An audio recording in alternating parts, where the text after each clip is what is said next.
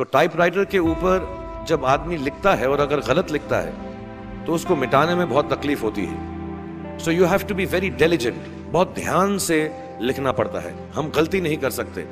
और टाइपेक्स यूज करते थे टाइप को निकालने के लिए, कभी उंगली फंस जाती थी उसकी कीज के बीच में, मगर बहुत मेहनत से, बहुत डिलिजेंस से काम करना पड़ता था। तो जब मैं उस पर टाइपिंग सीखा स्कूल में कॉमर्स करते वक्त, so the only thing I realise is that practice makes you perfect. तो जो भी काम आप जिंदगी में करें उसको डिलिजेंस से करें, ऐसा करें कि कोई गलती ना हो, अपना पूरा दिमाग लगा कर करें, सोच समझ कर करें, ऐसे करें कि ये काम जिंदगी में आपका पहला काम है और इसके बाद आपको मौका नहीं मिलेगा, और शायद ये काम आपका जिंदगी का आखिरी काम है, इसके बाद फिर मौका नहीं मिलेगा। So do it with that kind of diligence.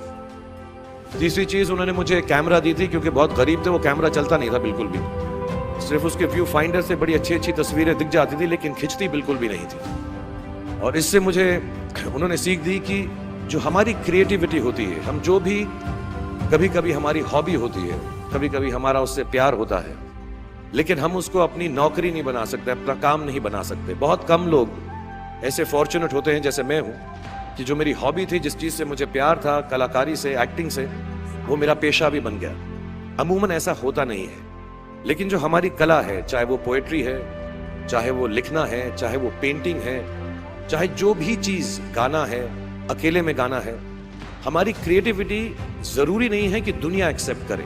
जैसे उस कैमरा की तस्वीरें दिखती नहीं है लेकिन उसमें देखने से खूबसूरत लगता है हर कुछ, वैसे ही आपकी जो क्रिएटिविटी है वो अपने लिए रखें, क्योंकि जिंदगी में कभी ना कभी, कहीं ना कभी ऐसा मुकाम आएगा जब आप बहुत अकेला फील करेंगे। हो सकता है दुख का समय भी आए, उस वक्त आपकी जो क्रिएटिविटी है वो आपकी सबसे अच्छी दोस्त होगी, दुनिया उसको माने या ना माने। मैं बहुत खराब पोएट्री करता हूँ, लेकिन जब भी दुखी होता हूँ तो लिख लेता हूँ। सराफ साहब से मैं अब सीखना भी चाहता हूँ। मैं रेखता पे जाऊँगा, मुझे लगता है ये कमाल की साइट है, थोड़ी मैं शायरी वगैरह सीखूंगा।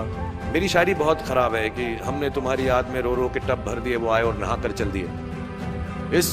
इस लेवल की पोएट्री है। लेकिन जब दुख होता है, ये भी बैठकर जब लिखता हूँ तो बहुत दिल को शांति मिलती है। आखिरी चीज मेरे वालिद ने जो मुझे दी थी, वो दोनों मिक्स है। मैं जल्दी खत्म करता हूँ क्योंकि आप लोगों के पास वक्त नहीं है, आप लोगों को अपनी डिग्रीज लेनी है, सोच रहे होंगे इतना वक्त जाया कर रहा है हमारा ये। तो मैं जल्दी से बताता हूँ। एक, उन्होंने मुझे कहा, एक सेंस ऑफ ह्यूमर हमेशा रखना जिंदगी में, हंसते हमेशा रहना, एक चाइल्ड लाइक इनोसेंस जरूर रखना। जैसे एक छोटे बच्चे की जो एक इनोसेंस होती है, जो उसका दुनिया की तरफ जो नजरिया होता है बड़ा इनोसेंट सा होता है, उसमें कोई खामी नहीं होती, गलती नहीं होती, अभी दुनियावी बातें नहीं आई होती, तो वैसे ही रखना। कई बार बचपन में मैंने जब बदतमीजी की या कोई गलत काम किया तो उन्होंने सेंस ऑफ ह्यूमर से मुझे बचाया। और जिंदगी भर अगर आप अपने ऊपर, अपने हाल पे, दुनिया पे, क्योंकि लोग आपसे हर कोई बात कहेंगे, अच्छी बात भी कहेंगे, बुरी बात भी कहेंगे, क्योंकि लोगों का काम है कहना। अगर आप उसको एक सेंस ऑफ ह्यूमर से देख सकेंगे तो जिंदगी जो है बहुत बेहतर रहेगी। And last not the least, what my father gave me, what my mother gave me, and what your parents have given you. आपके जो पेरेंट्स हैं, जो आपको दिया है, वो सबसे बड़ी गिफ्ट है, गिफ्ट ऑफ लाइफ। जिंदगी की जो जिंदगी एक खुद ही सबसे बड़ा तोहफा है हमारी जिंदगी, और उसको वैसे ही ट्रीट कीजिए।